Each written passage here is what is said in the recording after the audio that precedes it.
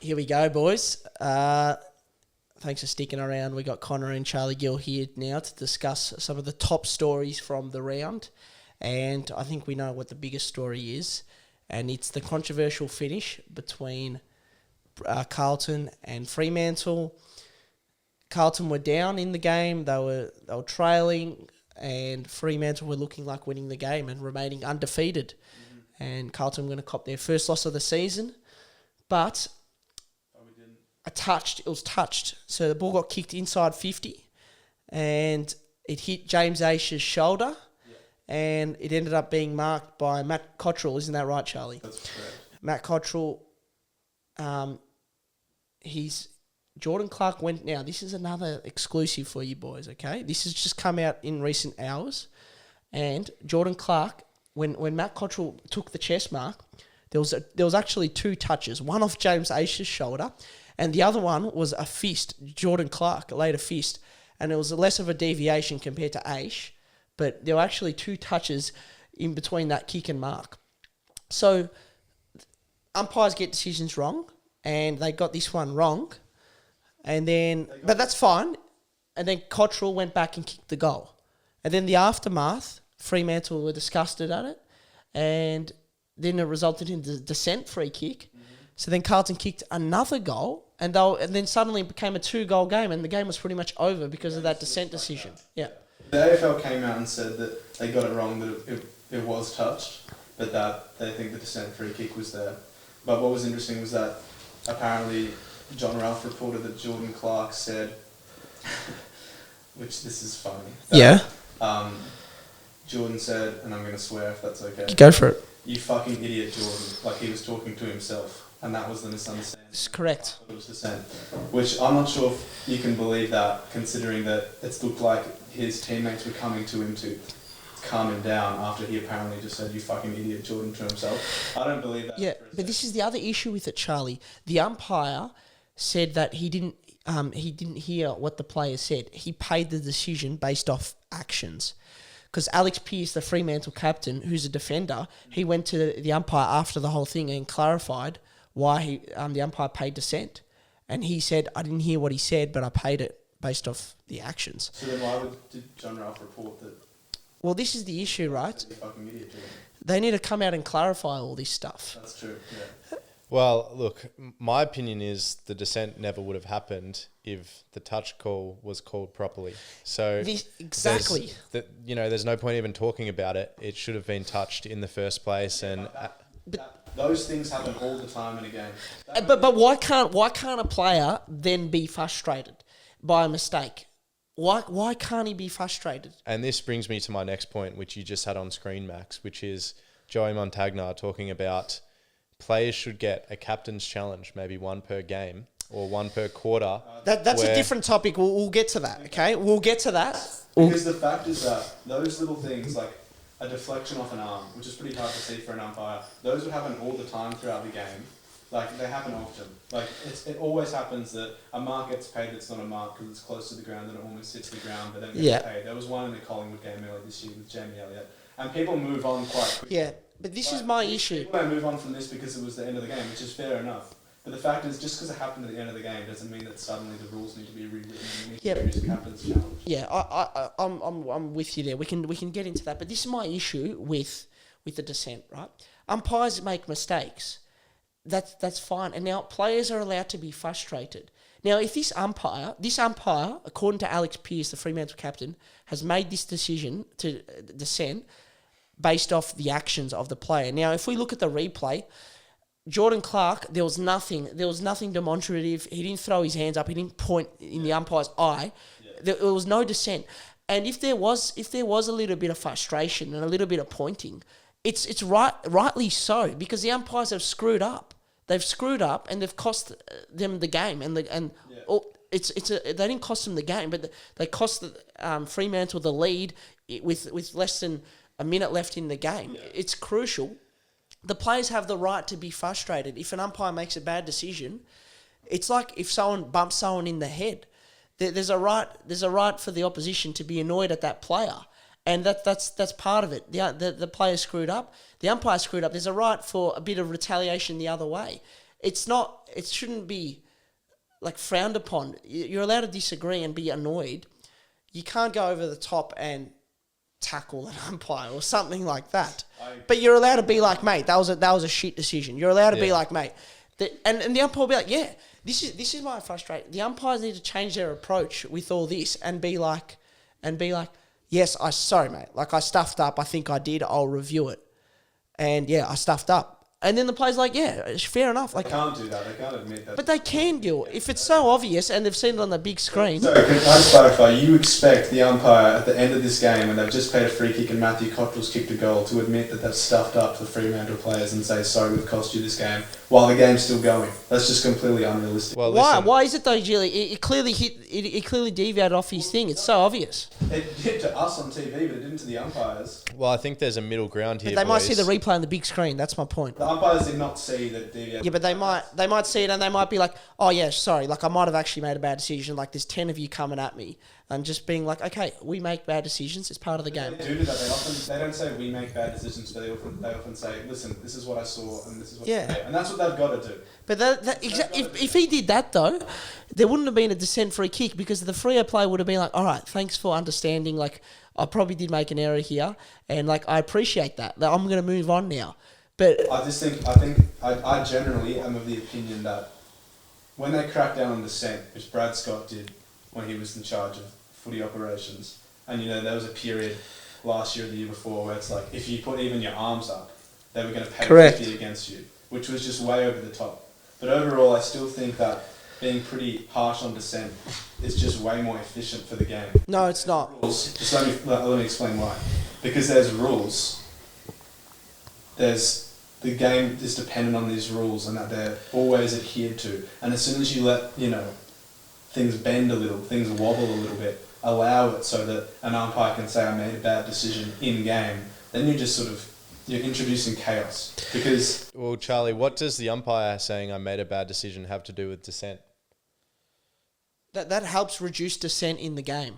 If umpires are willing to admit, okay, I might have actually made a mistake, because it's part of the game. It's so hard to adjudicate. Listen, there's a couple of things I think about this. One is that umpires, like all of us as humans, have egos. And there's a lot of umpires who I don't think in the heat of the moment, even if they were allowed to or they were encouraged to say, look, we got that call wrong, they're not going to want to do it, especially when, the game's in a heat of a moment. They're not going to want to apologise for their actions.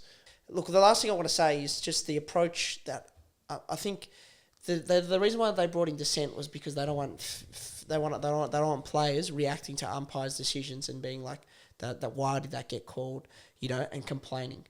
But I think the best way to go about it is to make sure that there's a general understanding overall that umpires are going to make mistakes, and that players are allowed to express frustration, but never ever go over the top.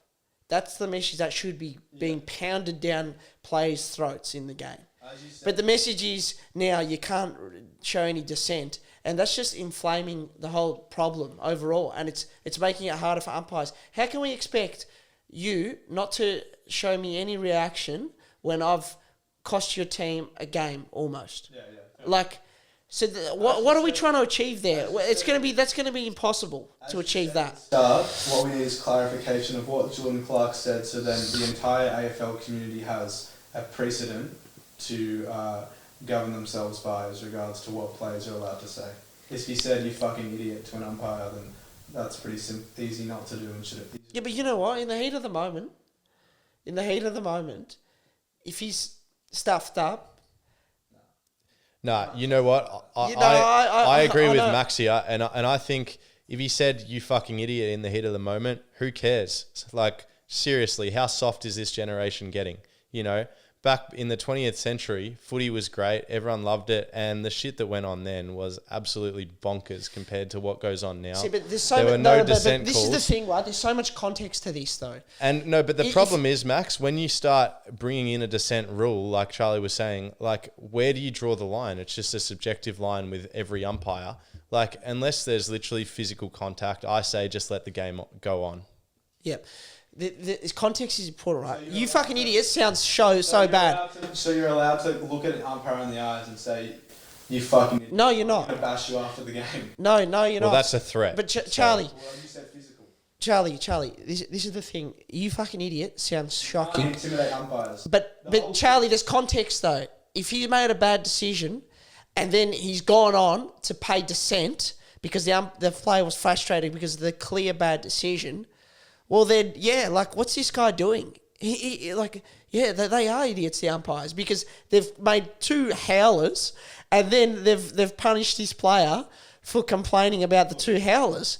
Well, and I think it's justified in that You're context. 100% allowed to express frustration, but the major thing, say, in terms of home ground advantage, in my opinion, I think is easily umpires being influenced by the crowds, and that's caused by some kind of psychological intimidation or pressure that's caused by a mass of people imploring them to sort of make adjudications in favour of one person's team because psychology's getting in on them. What they want people to see them as, they don't want to stuff up, they don't want threat, they don't want to be viewed as bad by hordes of people because intimidation is being laid into the minds. You can't let that happen. No, absolutely not. That's a big issue if it does happen. As soon as you let players imprint their reputations on the umpires' minds, and the umpires start to see them as characters, and they start to say, this is someone I don't want to upset, then it's all over. So you just can't let... Do you not think that they already see... conduct of language towards umpires? I agree. Okay, I agree look, with that. I can agree with that, but do you not think that umpires already see players as characters? Yeah, they probably already do. Of course, they call them by their first name a lot of the time, and when they're big players. You're right, and that's proven by the way Jack Ginnivan's treated. But I don't think that you can say anything to an umpire. Look, I think Captain's Challenge will help this. I'm for it. I think Captain's Challenge is good, but only for these big moments. Last quarter of the game, it's a massive, the game's being decided in the last 10 minutes of the game. Well, yeah, if there's going to be one decision, let's review it. I agree. And the Collingwood would have won the 2018 premiership if there was in play. Because of the block on Maynard. Yes. Look, that's what I mean though. For big moments like that. 2023 premiership if the Zach Bailey advantage call was adjudicated correctly. There you go. There you go. And we still would have been on 16 flags. I say let's add a bit of theatre to the game. I love nothing more than a challenge in sport. So, I think it'll make everything a little bit easier, and it'll make a lot less angry fans. The other thing I was going to say, I reckon as a supporter, there's probably 10 calls a game that you're not happy with, if not more. The only thing I will say though, I don't want the game to be everyone to be watching. Oh, let's Captain's Challenger. Let's Captain's Challenger every time. So that's why it's good. Only in the last 10 minutes of a game or something, because then if it's throughout the whole game, then that's all that people will be talking about. Let's Captain's Challenge. Well, if you only get one, and if you're unsuccessful, it's gone. Then you're not going to want to use it till late anyway. Yeah, and correct. So I don't think it's going to be too big of a deal. So. Good. Well, let's look before we move on to a few other really big topics as well that we're going to discuss. It's just umpires. It's a tough job and they deserve respect. But it's part of the game. There's going to be mistakes. Players make mistakes. Umpires do. I've umpired the game as well. I actually wanted to go into umpiring to find out what it's like and because I don't want to be criticising umpires when I haven't tried it before. Umpires frustrate me so much, and I have abused them in the past at the MCG. Put my hand up. Look, I think everyone... What sort of things have you said, Charlie? We can't repeat them. I don't. There wouldn't be a footy supporter that can't put their hand up to having abused an umpire. I know, but what I'm saying is these are people and they're doing such a hard job.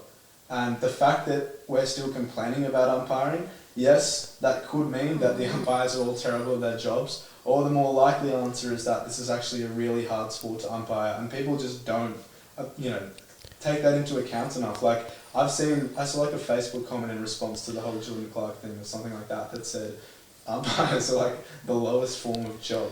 And it was had 200 likes or something, which is just this is an example of the way some people think that umpiring is the lowest form of job. Yeah. Which is the most absurd comment ever.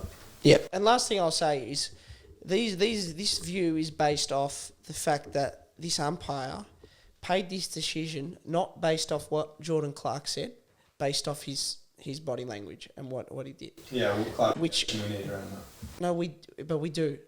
I got clarification. Alex Pearce said it after the game that he went to the umpire for clarification, and the umpire said that I didn't hear what he said, but it looked. Now, Max, because Jordan Clark didn't seem to be that demonstrative physically. Exactly. That's why I'm reacting in this sort of way. That's why when I'm saying So, Max, obviously you've had Caleb Sarong on the podcast. Have you had any word from him about this situation? No, I haven't spoken to him, but I have spoken to someone else from Fremantle to get confirmation. Can you reveal who that is? No. But I have spoken to someone else, and can't confirm that was the case. So there we go. Let's move on now. We're going to discuss footy tipping, boys.